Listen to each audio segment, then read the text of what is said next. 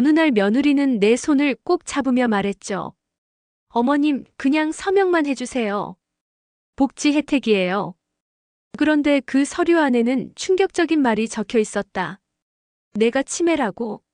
사연 시작 전 구독과 좋아요 버튼 눌러주시면 사연의 재미가 2배가 됩니다. 사연 이야기 시작합니다. 이제까지 살아온 길이 모두 무의미해진 것 같았습니다. 제 인생 74년이 한순간에 허물어지는 느낌이었어요. 며느리의 핸드폰에서 본 그 문자 한 줄이 저를 완전히 다른 사람으로 만들었습니다. 요양 등급만 나오면 엄마 아빠 대신 어머님 입소시키고 여행 다녀오자. 손끝이 떨렸습니다. 숨이 제대로 쉬어지지 않았어요. 제가 그토록 사랑하던 아들과 며느리가 저를 그저 짐으로 여기고 어딘가에 처리하려 했다는 사실이 가슴을 찢었습니다. 6개월 전까지만 해도 저는 행복했습니다. 남편이 세상을 떠난 지 10년, 30년 넘게 살던 아파트에서 혼자 지내면서도 충분히 만족스러운 삶이었어요. 매일 아침 일찍 일어나 베란다의 화분들에 물을 주고 작은 텃밭에서 상추와 고추를 키우며 소소한 기쁨을 느꼈습니다. 평생을 교직에 몸담았던 저는 은퇴 후에도 주 2회 지역 문해교실에서 어르신들에게 한글을 가르치며 보람을 느꼈어요. 동네 산책로를 걷다 마주치는 이웃들과 인사를 나누고 가끔 친구들과 모여 다과를 즐기는 소박한 일상이 제게는 충분했습니다. 장 선생님, 오늘도 산책이세요? 정말 부지런하시네요. 요양원에서 일하는 김 씨의 인사에 미소로 답하며 걸음을 옮기던 그날들은 평화 그 자체였습니다. 아들 민호는 대기업에 다니며 바쁘게 살았지만 한 달에 한두 번은 꼭 찾아왔어요. 그때마다 손녀 소연이를 데리고 와서 제 마음을 흐뭇하게 했습니다. 소연이가 가져오는 학교 그림일기나 만들기 작품들은 제 냉장고를 장식했고 그것만으로도 저는 충분히 행복했어요. 엄마, 혼자 지내시는 거 불편한 점 없으세요? 저희랑 같이 사실래요? 민호가 가끔 그런 제안을 할 때마다 저는 웃으며 고개를 저었습니다. 아니, 괜찮아. 너희 젊은 사람들 사는데 늙은이가 끼어들면 서로 불편해. 엄마는 이대로가 편해. 그것이 진심이었습니다. 혼자 사는 생활이 외롭긴 했지만 그보다 더 소중한 것은 스스로 결정하는 자유였어요. 무슨 음식을 먹을지, 언제 잠들고 일어날지, 어떤 TV 프로그램을 볼지. 모든 것을 제 마음대로 결정할 수 있다는 것은 나이 들어가는 제게 큰 위안이었습니다. 갑작스러운 변화. 그러던 어느 날 예고 없이 며느리 미영이 찾아왔습니다. 평소와 달리 혼자 온 그녀의 표정이 심상치 않아 보였어요. 어머님, 오늘 시간 좀 내주세요. 중요한 얘기가 있어요. 거실에 앉은 미영이는 커피를 마시며 조심스럽게 말을 꺼냈습니다. 사실 요새 민호 오빠가 많이 걱정하고 있어요. 어머님이 혼자 지내시는 게 내가 뭐 문제가 있니? 아니요.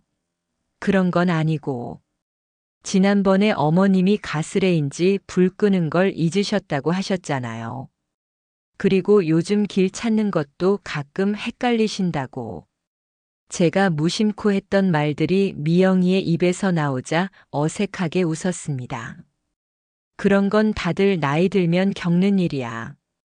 걱정할 정도는 아니라니까. 어머님, 미영이가 제 손을 꼭 잡았습니다. 이제 혼자 계시기 위험하잖아요. 저희 집에서 같이 지내세요. 방도 따로 있고 소연이도 할머니 모시고 산다고 너무 좋아해요.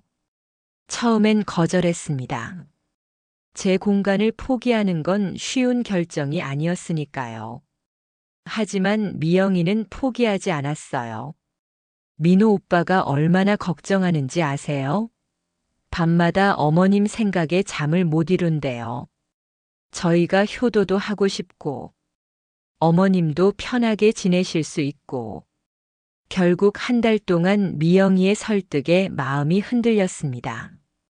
특히 소연이가 전화로 할머니 빨리 와서 같이 살자라고 말할 때면 가슴이 뭉클했어요. 그렇게 저는 30년 넘게 살던 아파트를 정리하고 아들네로 들어갔습니다. 이웃들과의 작별 인사는 생각보다 아팠지만 새로운 시작에 대한 기대도 있었습니다. 제 가구 중 일부는 아들네 집으로 옮기고 나머지는 기증하거나 버렸어요. 평생 모았던 물건들을 하나둘 정리하면서 제 인생의 한 장이 끝났다는 느낌이 들었습니다. 아들네 집은 넓고 깨끗했습니다. 제게 따로 방을 마련해 주었고 소연이는 제가 온다는 소식에 기뻐 날뛰었어요. 처음 몇 주간은 정말 좋았습니다. 아침마다 손녀의 등교 준비를 도와주고 민호와 함께 아침 식사를 하는 것은 행복한 시간이었어요. 어머님, 이 약은 9시에 드세요. 어머님, 오늘 건강검진 예약해 드렸어요. 어머님, 이 영양제가 좋대요. 챙겨 드릴게요. 미영이의 세심한 배려는 감동이었습니다. 남편이 그렇게 일찍 세상을 떠난 후 누군가가 저를 이렇게 챙겨주는 것이 얼마나 오랜만인지 모릅니다. 가끔 문해교실에 가려 해도 미영이가 차로 데려다 주겠다고 했고, 오랜 친구들을 만나러 가는 것도 미영이가 일정을 조율해 주었어요. 그런데 시간이 지날수록 뭔가 이상한 점들이 눈에 들어왔습니다. 미영이는 제가 가는 곳마다 따라다니며 도와준다고 했지만 점점 그것이 감시같이 느껴졌어요. 제 방에 들어올 때도 노크를 하지 않았고 제가 전화 통화를 하면 옆에서 귀를 기울였습니다. 어머님, 요즘 기억력이 어떠세요? 제가 방금 뭐라고 했는지 기억나세요? 미영이는 종종 이런 질문을 던지곤 했습니다. 처음에는 무심코 대답했지만 점점 그런 질문들이 의도적으로 느껴졌어요. 몇 번은 제가 분명히 한 말을 어머님, 그런 말씀 안 하셨는데요? 라고 부정하는 경우도 있었습니다. 아까 냉장고에 우유 사다 놨어요? 라고 물으면 어머님, 제가 그런 얘기 안 했는데. 또 기억이 안 나시나 봐요. 라는 식이었죠. 처음에는 제 기억력에 의문이 들었습니다. 내가 정말 기억을 못하는 건가? 하는 생각도 들었어요. 하지만 점점 이상한 일들이 많아졌습니다. 한 번은 제 지갑에서 현금이 사라졌는데 미영이에게 물어보자 어머님이 어제 마트에서 다 쓰셨잖아요. 라고 했습니다. 분명히 그날 마트에 가지도 않았는데 말이죠. 문해교실 선생님 자리도 누군가에게 연락해 제가 더 이상 못한다고 말했다는 사실을 알게 되었습니다. 오랜 친구들과 약속도 하나둘 취소되었고 결국 제 세계는 아들네 집으로 좁아져 갔어요. 3. 숨겨진 의도. 어느 날 아침 미영이가 서류 한 장을 내밀었습니다. 어머님, 이거 그냥 서명만 해주세요. 국가에서 도와주는 거예요. 서류를 자세히 살펴보니 장기요양 신청서였습니다. 그리고 불현듯 눈에 들어온 단어들. 초기 치매 의심, 간헐적 인지 저하, 일상생활 보조 필요. 아니, 내가? 무슨 치매야? 병원도 안 갔는데? 제 질문에 미영이는 싱글벙글 웃었습니다. 그냥 그렇게 해야 혜택을 받는 거예요.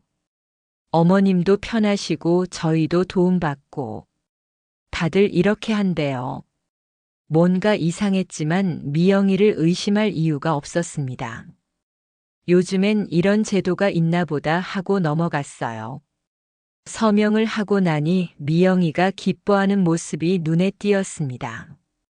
그날 오후 미영이는 저를 데리고 병원에 갔습니다. 평소 다니던 병원이 아닌 저도 처음 듣는 병원이었어요. 여기 왜 온 거야? 나 아픈 데 없는데. 그냥 일반 검진이에요. 어머님 나이에는 정기적으로 검사받는 게 좋대요.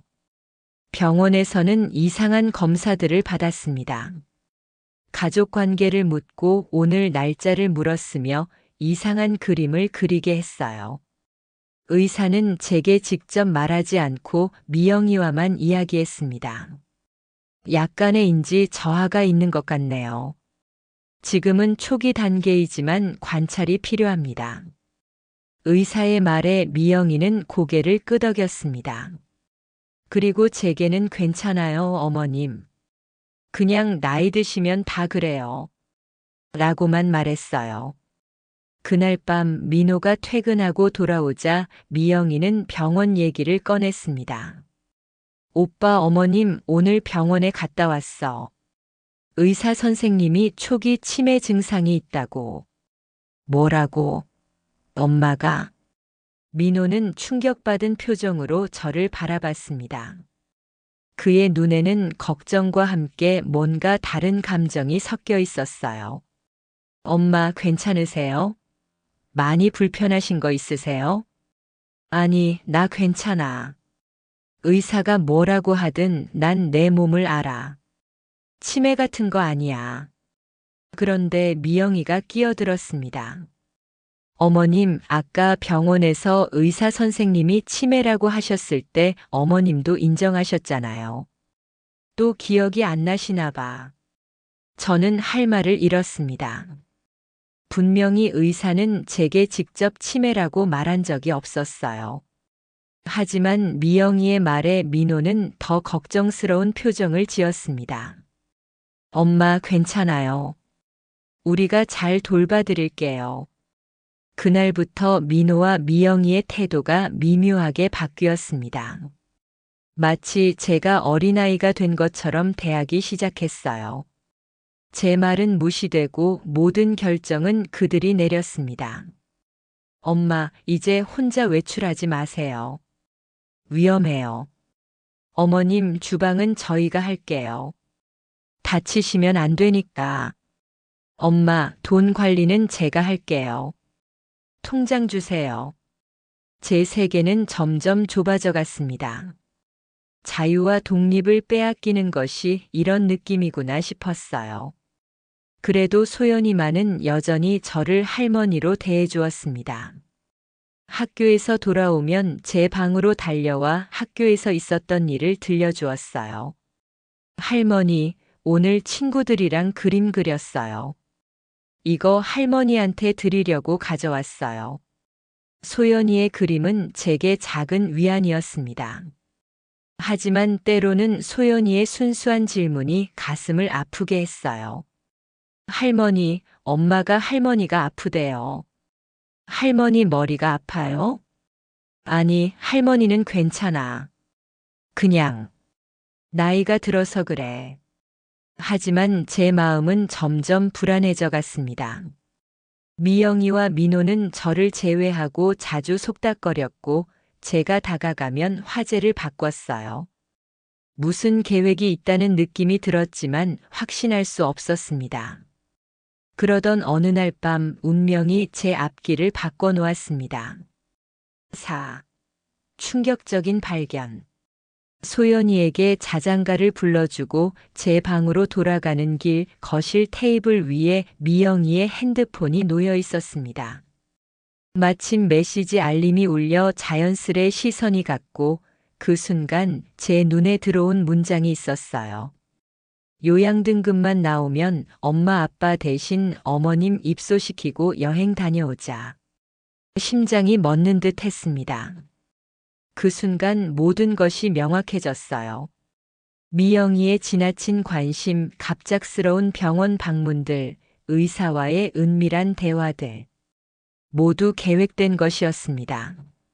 손이 떨리는 것을 느끼며 조심스럽게 핸드폰을 들었습니다. 메시지를 보낸 사람은 지연이었습니다. 대화 내용을 살펴보니 미영이의 친구인 듯 했어요. 우리도 작년에 시어머니 요양원 보내고 편해졌어. 국가 지원금도 있고 우린 자유롭고 일석이조야. 그래서 어머님 서류 준비 중이야. 치매 인정받으면 요양원 바로 보낼 수 있대. 대화 내용을 읽어 내려갈수록 가슴이 무너져 내렸습니다. 미영이는 제가 요양원에 들어가면 받을 수 있는 각종 혜택에 대해 꼼꼼히 계산해 두었어요. 심지어 제 연금까지 자신들이 관리하겠다는 계획도 있었습니다. 그날 밤 저는 잠을 이루지 못했습니다. 침대에 누워 천장만 바라보며 지난 6개월을 돌이켜봤어요. 미영이가 제게 자꾸 기억력 테스트를 하던 모습, 아들이 매번 제 말을 무시하던 태도. 이제야 모든 것이 의미를 가졌습니다. 누구를 원망해야 할지 모르겠습니다. 미영이가 이런 계획을 세웠다면 민호는 알고 있었을까요? 제 아들이 저를 요양원에 처분하려 했다는 생각에 눈물이 흘렀습니다. 평생 아들을 위해 살았습니다. 남편과 사별한 후에도 혼자 민호를 대학까지 보냈고 결혼할 때도 가진 것 모두를 내어주었어요. 그런데 이제 저는 그들에게 짐이 되었나 봅니다.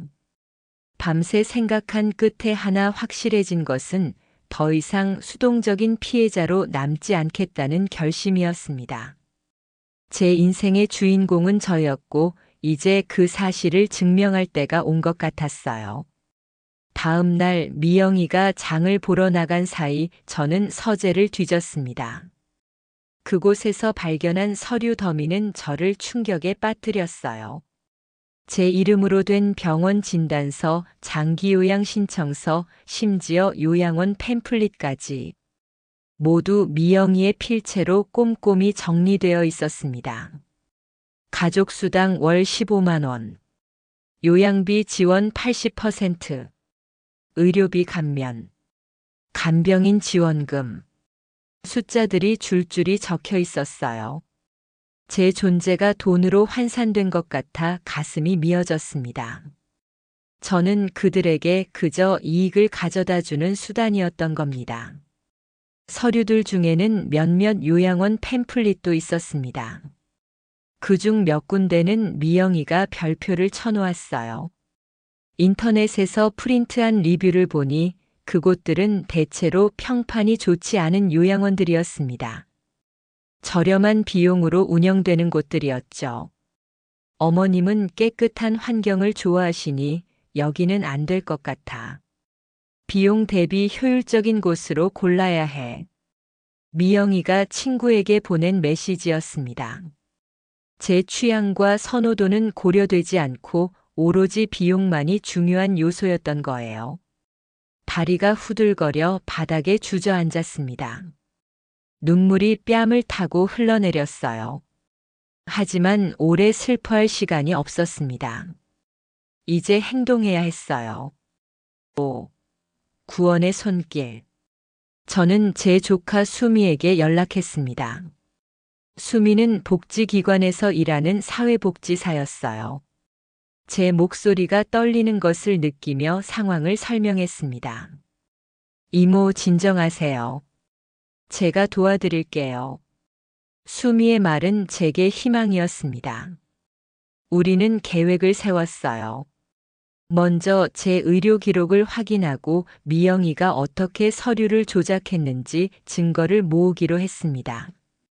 다음 날 미영이가 소연이를 학교에 데려다 주러 나가자마자 수미가 차로 저를 데리러 왔습니다. 우리는 병원으로 향했어요.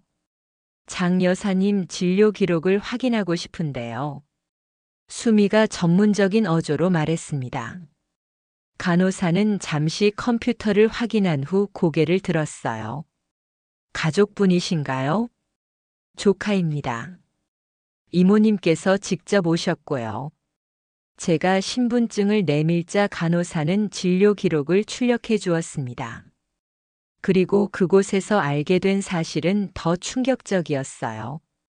장 어르신 며느님이 오셔서 치매 증상이 있다고 하셨어요. 그래서 진단서를 써드렸는데 간호사의 말에 저는 몸서리쳤습니다. 제가 한 번도 만난 적 없는 의사의 이름으로 진단서가 나와 있었어요. 미영이는 제가 아플 때 병원에 데려간다며 실은 치매 검사를 받게 했던 것입니다. 이 진단서는 법적으로 유효한가요? 수미가 물었습니다. 간호사는 잠시 망설이더니 낮은 목소리로 대답했어요. 사실, 정상적인 절차로는 환자분께서 직접 의사와 상담하셔야 해요. 근데 며느님이 어르신이 인지력이 많이 떨어져서 대화가 어렵다고 하셔서.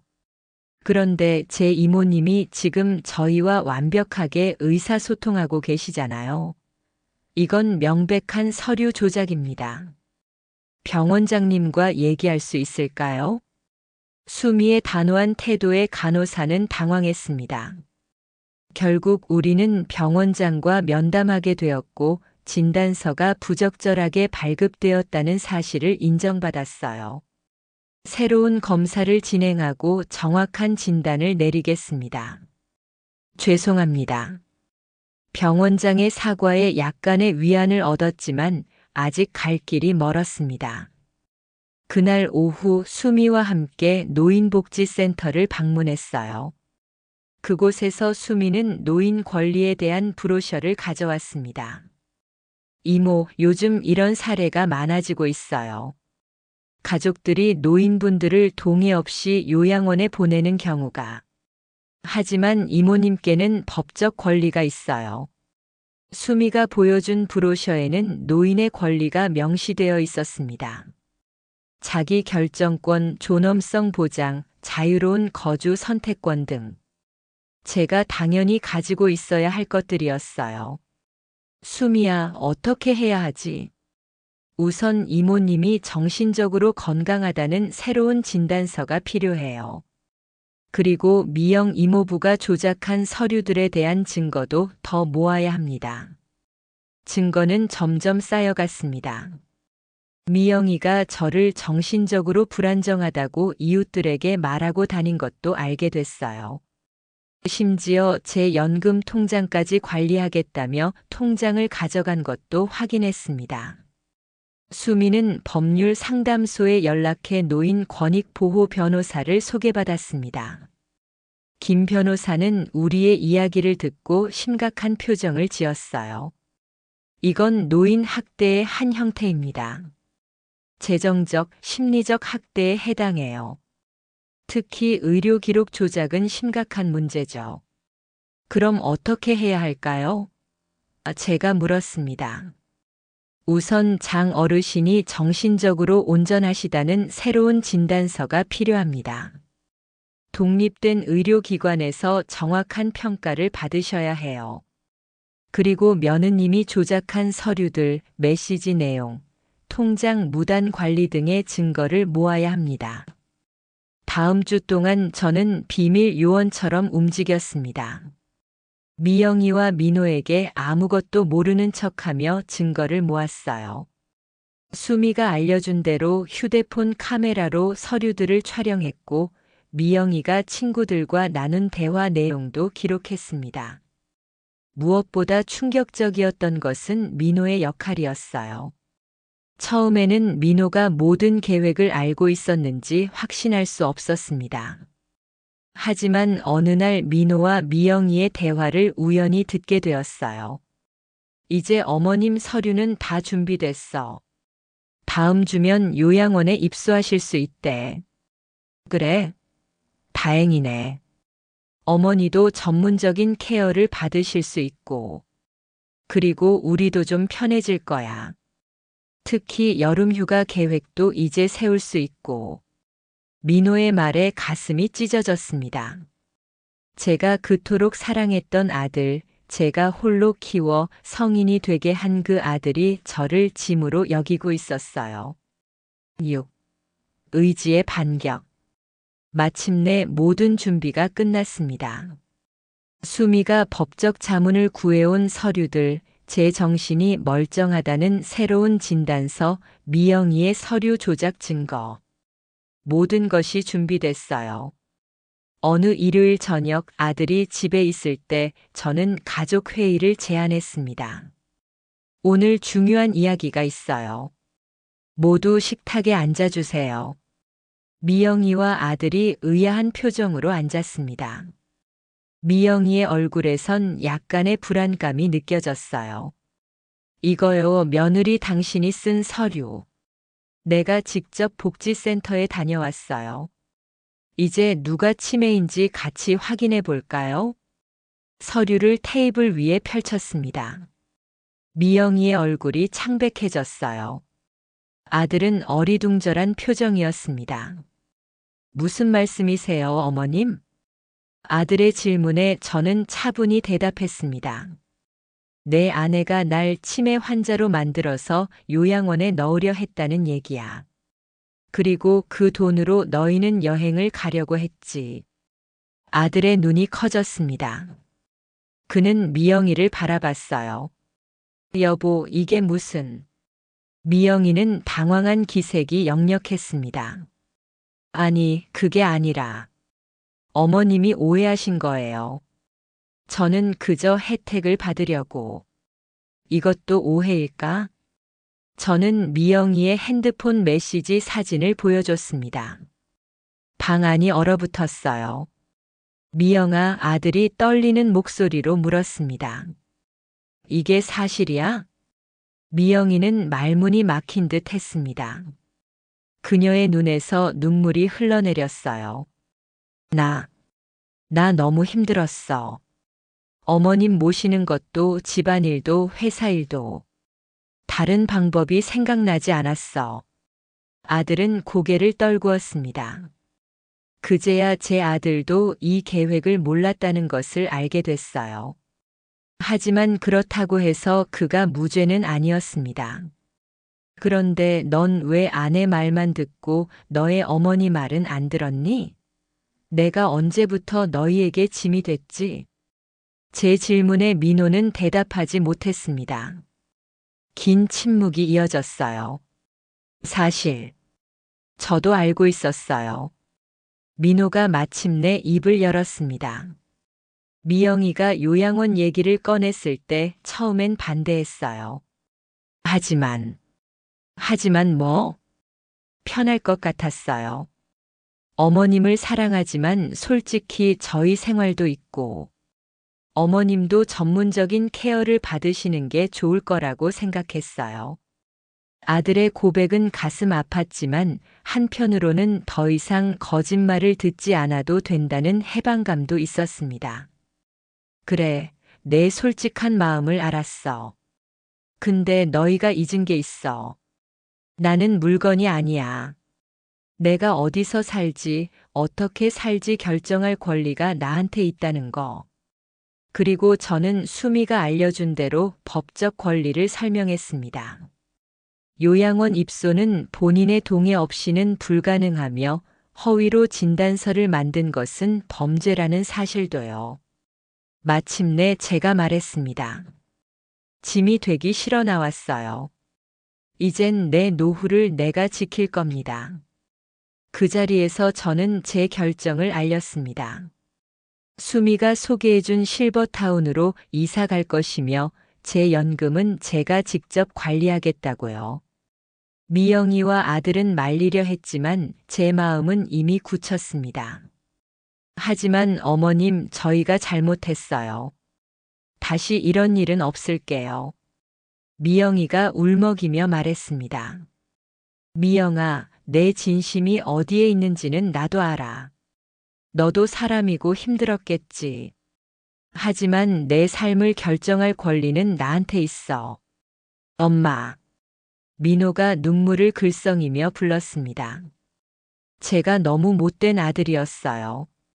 그의 뒤늦은 후회에 마음이 아팠지만 이제 더 이상 감정에 휘둘리지 않기로 했습니다. 민호야, 넌 내 아들이고 여전히 사랑해. 하지만 이제는 각자의 삶을 살 때가 온 것 같구나. 7. 새로운 시작. 일주일 후 저는 새로운 보금자리로 이사했습니다. 수미가 소개해준 실버타운은 깨끗하고 밝은 분위기였어요. 각자 독립된 공간을 가지면서도 필요할 때 도움을 받을 수 있는 시스템이었습니다. 이모, 여기 어떠세요? 마음에 드세요? 수미의 질문에 환하게 웃었습니다. 너무 좋구나. 이제 다시 내 삶의 주인공이 된 것 같아. 작지만 아늑한 원룸이었어요. 침실과 작은 주방, 화장실이 있고 창밖으로는 공원이 보였습니다. 남겨둔 가구 몇 개로 내 취향대로 꾸몄어요. 벽에는 제가 좋아하는 그림을 걸고 작은 화분도 몇 개 들여놓았습니다.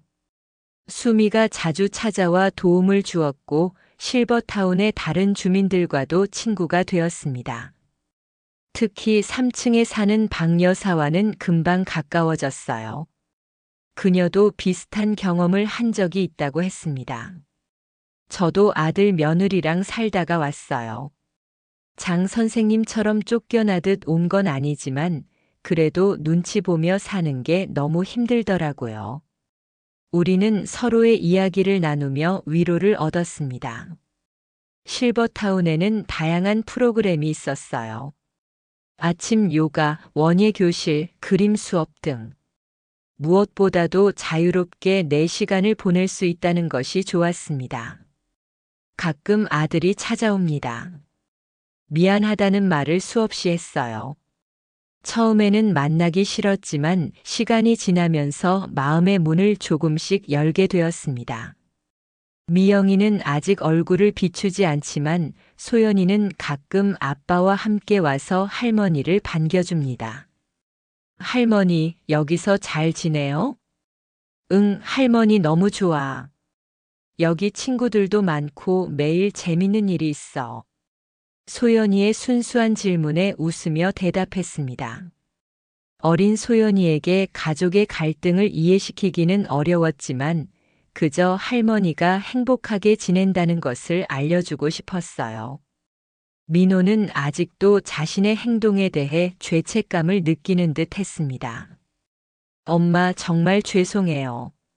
제가 어떻게 그런 생각을 했는지. 민호야, 이제 그만하자. 우리 모두 실수를 해. 중요한 건 그 실수에서 배우는 거야. 실버타운 생활에 적응하면서 저는 새로운 꿈을 갖게 되었습니다. 복지센터에서 노인 권리에 대한 강의를 듣게 되었는데 그곳에서 저와 비슷한 경험을 한 많은 노인들을 만났어요. 장 선생님, 선생님 이야기가 저희에게 큰 용기가 돼요. 한 할머니의 말씀에 깊은 감동을 받았습니다. 그래서 저는 매주 수요일 실버타운 주민들과 함께 노인 권리 지킴이 모임을 시작했어요. 제 경험이 다른 노인들에게 경각심을 주고 그들이 자신의 권리를 지킬 수 있도록 돕는 거예요. 우리 나이를 먹었다고 누군가의 결정에 따라야 하는 건 아니에요. 우리 모두 존엄하게 살 권리가 있어요. 이렇게 말하면서 저 자신도 더 강해진 것을 느꼈습니다. 점점 더 많은 노인들이 모임에 참여했고 지역 신문에서도 관심을 보였어요. 심지어 지역 방송국에서 인터뷰 요청이 왔을 때는 깜짝 놀랐습니다. 장 선생님, 어떻게 이런 용기를 내실 수 있었나요? 인터뷰어의 질문에 잠시 생각에 잠겼습니다. 내 인생을 돌아보니 가장 후회되는 건 내 목소리를 내지 않았던 순간들이었어요. 나이 들어 배운 가장 큰 교훈은 내 인생은 내가 지켜야 한다는 것입니다. 아무리 가까운 사람이라도 나의 존엄성을 빼앗을 권리는 없어요. 방송이 나간 후 놀랍게도 많은 반응이 왔습니다. 다른 지역에서도 비슷한 모임을 시작하고 싶다는 연락이 왔고 노인 복지에 관심 있는 대학생들이 저희 모임을 찾아오기도 했어요. 8. 화해와 성장. 1년이 지난 어느 날 예상치 못한 방문객이 찾아왔습니다. 미영이었어요. 어머님. 미영이의 목소리가 떨렸습니다. 이렇게 찾아와서 죄송해요. 그녀의 얼굴은 예전보다 많이 수척해 보였습니다. 잠시 망설이다가 그녀를 집 안으로 들였어요. 어머님, 정말 사과드리러 왔어요. 제가 한 짓은 용서받기 어려운 일이에요.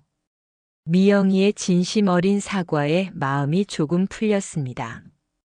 그녀는 지난 1년 동안 상담을 받았다고 했어요. 자신의 행동이 얼마나 잘못된 것인지 깨달았다고 합니다. 사실 제 어머니도 치매셨어요. 10년 동안 돌봤는데 그때의 힘듦과 분노가 어머님께 향한 것 같아요. 변명이 안 되는 건 알지만 미영이의 이야기를 들으며 많은 것을 이해하게 되었습니다. 그녀도 자신만의 상처와 아픔이 있었던 거예요. 미움이 완전히 사라지진 않았지만 조금은 그녀의 입장을 이해할 수 있게 되었습니다. 미영아, 내 마음은 알겠어. 하지만 상처는 시간이 필요해. 네, 어머님. 제가 기다릴게요. 그리고 소연이가 할머니를 너무 보고 싶어 해요. 소연이 얘기에 마음이 약해졌습니다. 아무리 화가 나도 소연이는 이 모든 일과 상관없는 순수한 아이였으니까요. 그래, 소연이는 언제든 와도 좋아. 그 후로 소연이는 주말마다 저를 찾아왔습니다. 가끔은 민호도 함께 왔고 천천히 가족 관계가 회복되기 시작했어요. 물론 예전과 같지는 않았습니다. 저는 여전히 제 공간을 지키며 독립적인 생활을 이어갔고 그들도 제 경계를 존중했어요. 실버타운 생활 2년째, 저는 이제 노인 권리 지킴이 모임의 지역 대표가 되었습니다. 지역 정부와 협력하여 노인 학대 예방 캠페인을 진행했고 노인들이 자신의 권리를 지킬 수 있도록 교육하는 프로그램도 만들었어요. 장 선생님 덕분에 용기를 냈어요. 이제 제 아들에게 제 의견을 말할 수 있게 됐어요. 모임에 참석하는 한 할머니의 말씀에 가슴이 뿌듯해졌습니다. 제 상처가 다른 이들에게 힘이 된다는 사실이 저를 더 강하게 만들었어요. 75세 생일을 맞은 날 작은 파티가 열렸습니다. 실버타운 친구들, 수미와 그녀의 가족, 그리고 민호와 소연이도 왔어요. 미영이는 아직 어색했지만 그녀도 작은 선물을 들고 왔습니다. 어머님 건강하고 행복하세요. 그리고 감사합니다. 저에게 중요한 교훈을 주셔서 케이크에 촛불을 끄며 소원을 빌었습니다. 모든 노인들이 존엄하게 살 수 있는 세상이 되기를. 사연 재미있게 들으셨나요? 구독과 좋아요 잊지 마시고요. 다음 영상으로 더 재미있는 사연 가져오겠습니다. 감사합니다.